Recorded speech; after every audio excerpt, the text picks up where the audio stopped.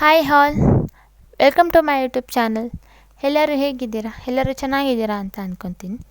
ಇವತ್ತಿನ ವೀಡಿಯೋದಲ್ಲಿ ನಾವು ಗುಲಾಬ್ ಜಾಮೂನ್ ಮಾಡೋದು ಹೇಗೆ ಅಂತ ತೋರಿಸ್ಕೊಡ್ತಾ ಇದ್ದೀವಿ. ಇದು ಮಾಡೋದು ತುಂಬ ಈಸಿ, ಹಾಗೆ ತುಂಬ ಕಮ್ಮಿ ಟೈಮಲ್ಲಿ ಮಾಡ್ಕೋಬೋದು.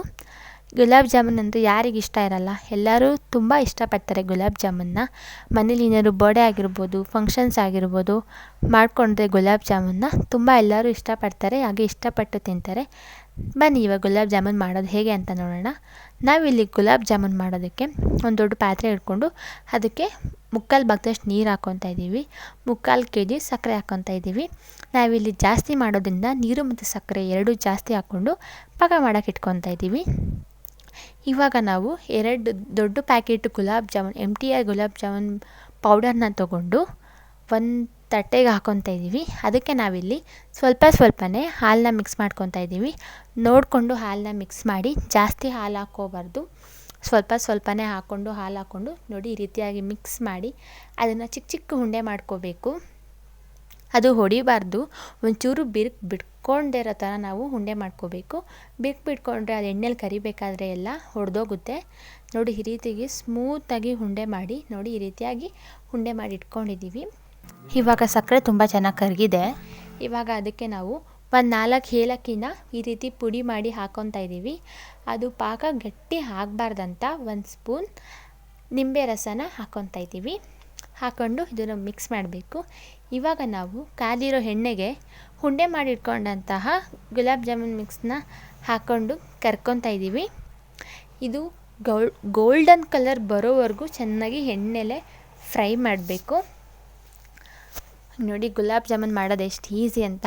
ನೀವು ಏನಾದ್ರು ಫಂಕ್ಷನ್ ಇರಬೇಕು ಅಂತಲೇ ಇಲ್ಲ, ಯಾವಾಗ ತಿನ್ನಬೇಕು ಅನಿಸುತ್ತೋ ಆವಾಗಲೂ ಮನೇಲಿ ಮಾಡಿಕೊಂಡು ತಿನ್ಬೋದು. ತುಂಬ ರುಚಿಯಾಗಿರುತ್ತೆ. ಎಲ್ಲರಿಗೂ ಗುಲಾಬ್ ಜಾಮೂನ್ ತುಂಬ ಇಷ್ಟ ಆಗುತ್ತೆ. ನೋಡಿ ಇವಾಗ ಅದು ಚೆನ್ನಾಗಿ ಫ್ರೈ ಮಾಡ್ಕೊತಾ ಇದ್ದೀವಿ. ಫುಲ್ಲು ಗೋಲ್ಡನ್ ಕಲರ್ ಬರೋವರೆಗೂ ಜಾಮೂನ್ ಮಿಕ್ಸ್ದು ಉಂಡೆನ ಎಣ್ಣೆಲೆ ಫ್ರೈ ಮಾಡ್ಕೋಬೇಕು.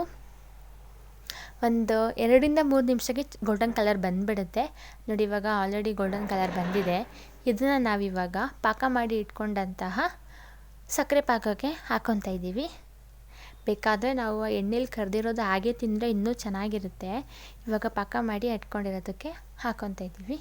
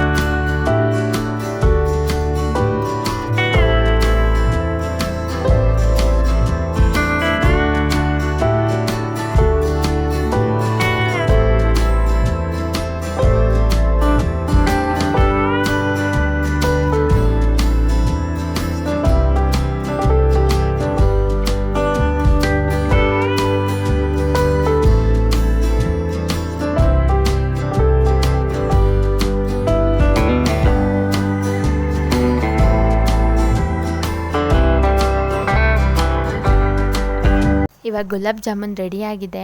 ತುಂಬ ಚೆನ್ನಾಗಿ ಬಂದಿದೆ. ನೀವು ಮನೇಲಿ ಟ್ರೈ ಮಾಡಿ, ಅದು ಹೇಗೆ ಬಂತು ಅಂತ ಕಮೆಂಟ್ ಮಾಡಿ ತಿಳಿಸಿ. ಹಾಗೆ ಲೈಕ್ ಮಾಡಿ. ಇನ್ನೂ ನಮ್ಮ ಚಾನಲ್ ಯಾರೆಲ್ಲ ಸಬ್ಸ್ಕ್ರೈಬ್ ಮಾಡಿಲ್ಲ, ಪ್ಲೀಸ್ ಸಬ್ಸ್ಕ್ರೈಬ್ ಮಾಡಿ. Thank you for watching.